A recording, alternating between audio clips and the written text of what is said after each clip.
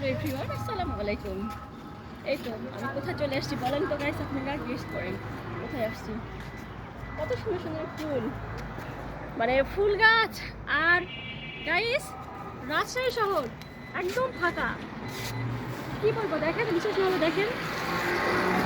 আজকে ভোরটা দিয়ে আসলাম এখানে, তো দেখতেছি যে রাজশাহী শহর পুরোটাই ফাঁকা। 4 দিনের ছুটি পেয়েছে, তাহলে 4 দিনের ছুটি পেলে ফাঁকা তো অবশ্যই হবে, কারণ যারা সরকারি চাকরি করে, বেসরকারি সবাই, যারা যারা ছুটি পেয়েছে সবাই গেছে। বেসরকারি যারা ছুটি পেয়েছে তারা গিয়েছে, সরকারি তো ছুটি 4 দিনের।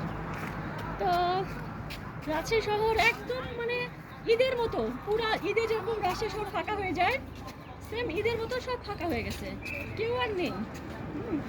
তো আমাকে কেমন লাগছে শাড়িতে, হ্যাঁ, আর ফুলগুলো কত সুন্দর হয়ে আছে।